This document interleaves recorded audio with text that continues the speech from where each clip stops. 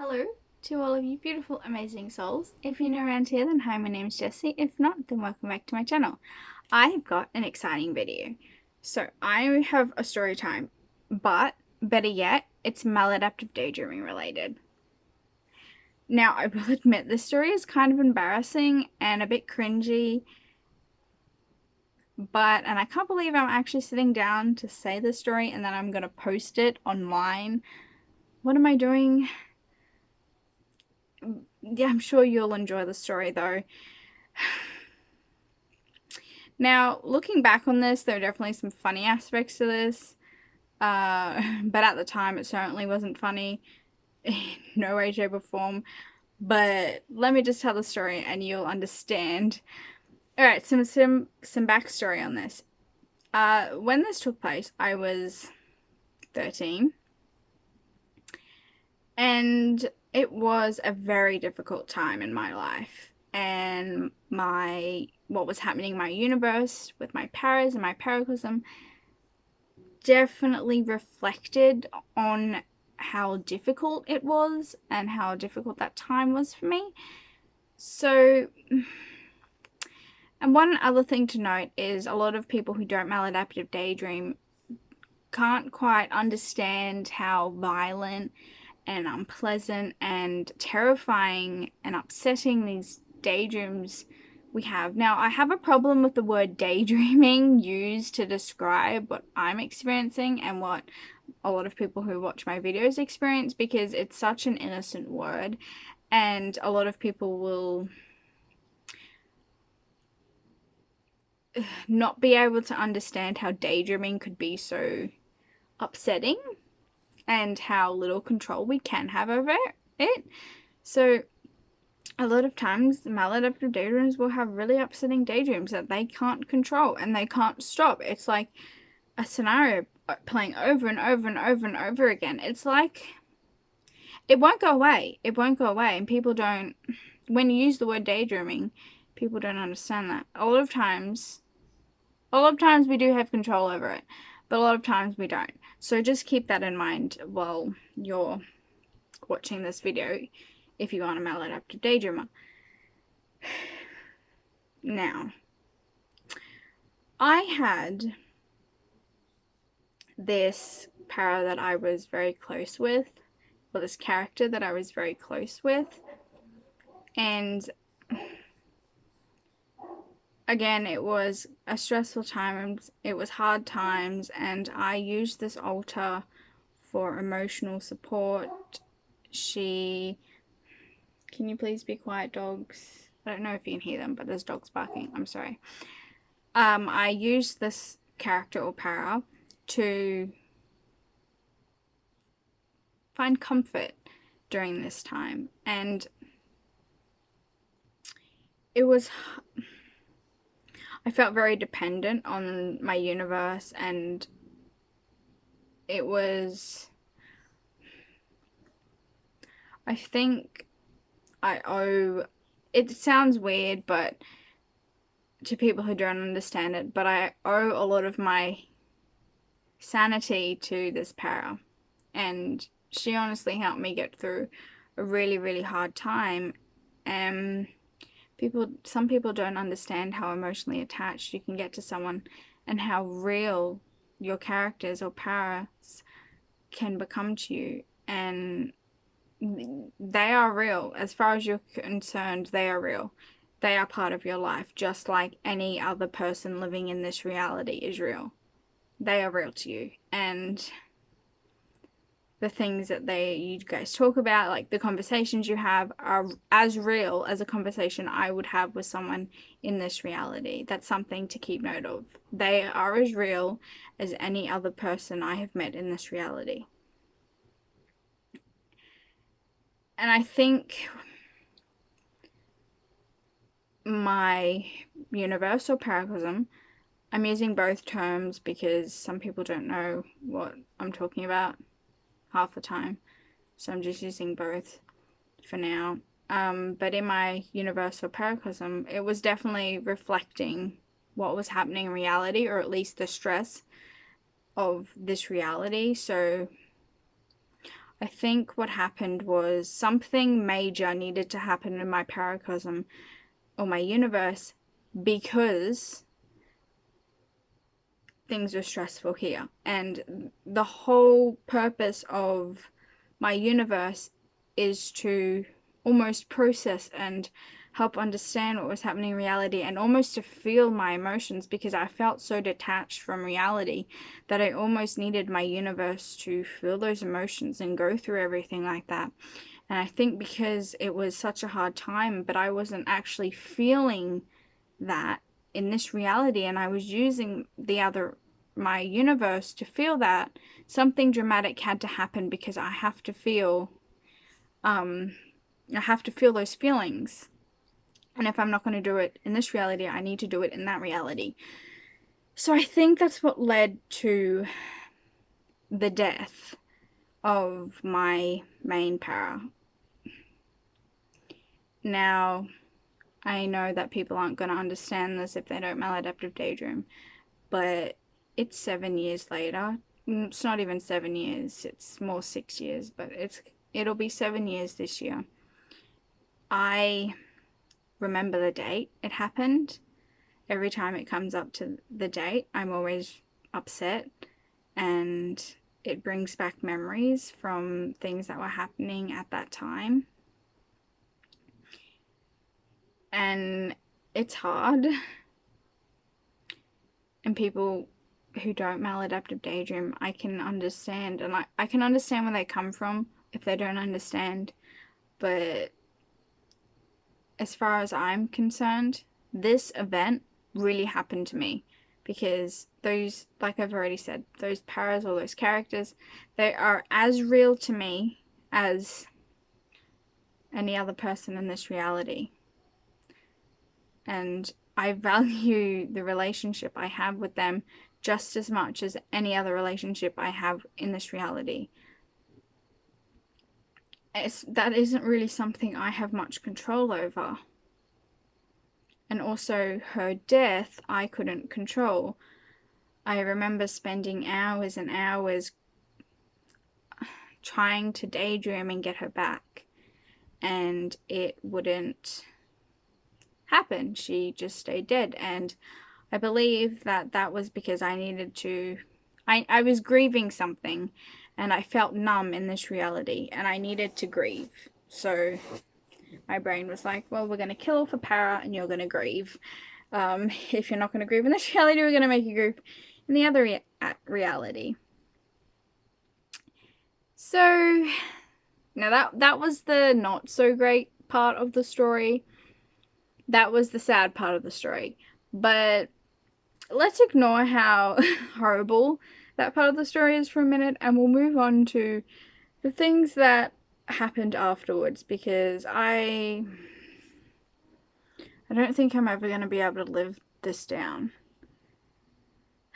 So when this happened, I didn't have a name. I didn't have the name Maladaptive Daydreaming. I didn't have a community. I had no idea what was going on. As far as I was concerned, I was the only person on the planet who was dealing with this. And I had been searching everywhere to find a name for what was happening.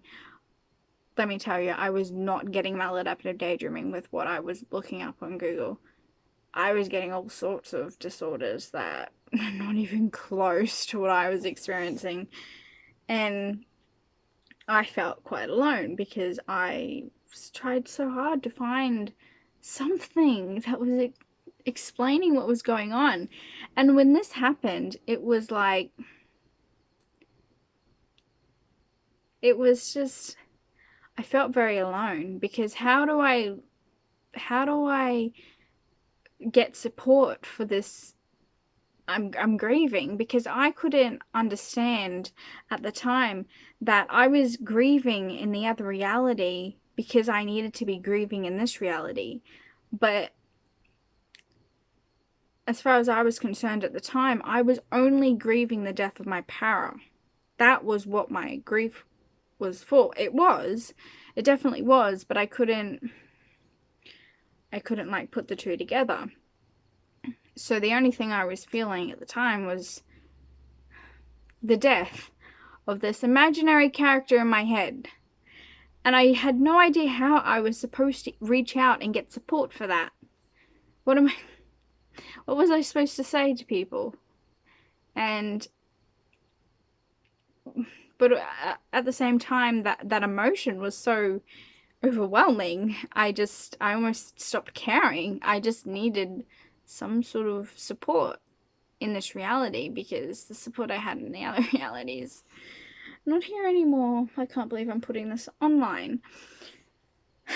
But anyway, I was obviously in school, and one of the teachers noticed me sad and some other things, and I was sent to the school guidance counselor.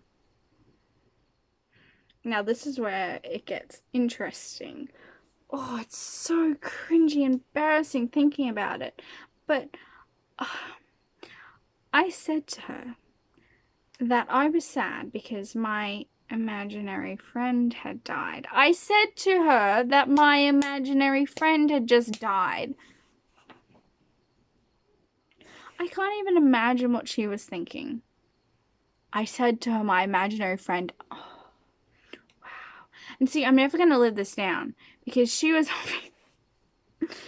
obviously concerned, because this 13-year-old was completely distraught because her imaginary friend had just died.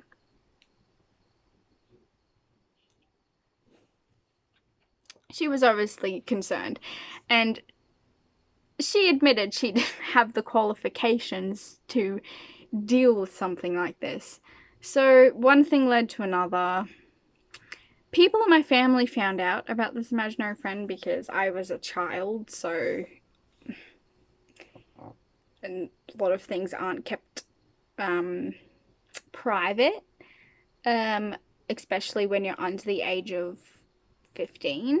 So a lot of people found out about it, which I cringe every time I think about it. But anyway, I ended up referred out, and I went to see somebody about this. And of course, they had it in record that my imaginary friend had died. And that is stuck on my records. I had an imaginary friend that died. I had an imaginary... Now, every time I go to see somebody, they can see the records of when I first started getting therapy. My imaginary friend died, and I was completely and utterly distraught about my imaginary friend that had died. On paper, I didn't even know what they were thinking. I don't want to discourage anyone from getting help, because they didn't judge me. I mean, I never felt judged at all when I was getting help. And if you ever do feel judged, get out, because they're not very good at their job. But I always felt supported and understood, or, you know, they were willing to put in the time to understand what was going on. But still, a lot of people have access to the fact that I had an imaginary friend that died. Because when stuff, or at least in Australia, when stuff happens in a school setting and it's kind of reported to the school guidance counselor, they have an obligation to tell, depending on the situation, because I was quite distraught and upset about this, and she didn't really know how to go about it, because she was qualified to be a school guidance counselor, but she admitted that she wasn't qualified to deal with, you know, 13-year-olds who are grieving the death of their imaginary friends. And she had to make sure that I was okay. There's someone outside my door. Oh my god. To make the story even better, I'm pretty sure someone has been listening to this whole story outside my window. Oh no. Wow. Anyway, you know what? No shame. So she had to tell quite a few people It was just part of her job. And so there are a lot of places that have access to me saying that, like being upset that my imaginary friend died. A lot of people have access to that record. Of course, no one's just going to access it. No one's just going to just access it because why not? Like, they need to obviously have a good reason. I don't see the same person. I don't see the same person in terms of therapy anymore. And obviously, when I went to see the new person, they got access to all of my previous notes. So they have access to it, and that's okay. Like, they have a reason to access the notes. People aren't just going to access the notes. But what I'm saying is, I've had times when I've gone to places and I wasn't expecting it, and they read it and they kind of look at me like, are you okay? Are you okay? And I know that they know.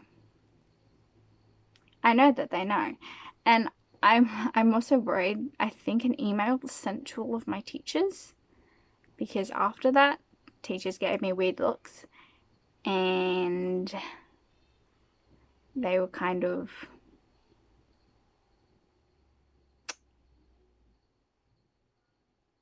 I just knew they knew something. I don't know what they knew, but they knew something. And I don't want this story to discourage anyone from getting help, because I want everyone to, if you're in a position where you feel like this is a really big problem and it's interfering with your life, I want you to get help. And you deserve, sorry, my phone's on 10%, but you deserve help, and you deserve to be better, and you deserve to be in a place where you have control over what's going on in your head. And I don't want you to be discouraged by this story.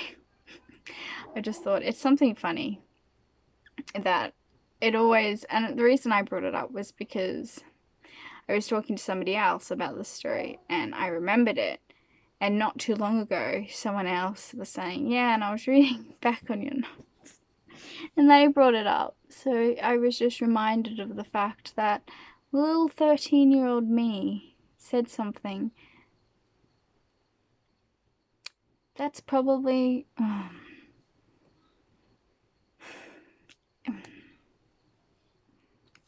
I feel so sorry for my 13-year-old me. I mean, I didn't have this amazing community that I'm part of now. And like, it's even hard for me to remember what it was like. It was so bad. And that's why I started making these videos, because I want people not to feel alone and stuff like that. So 13-year-old me was the reason why I started making videos. Also other reasons, but she was, you know, pretty good encouragement and wanting people to know about this and not feel alone. So yeah, that was my story. Can't believe I just told everyone about my para that died. Wow, I thought that was going to go to my grave. So yeah, now you all know about when I really realized that this was effed up.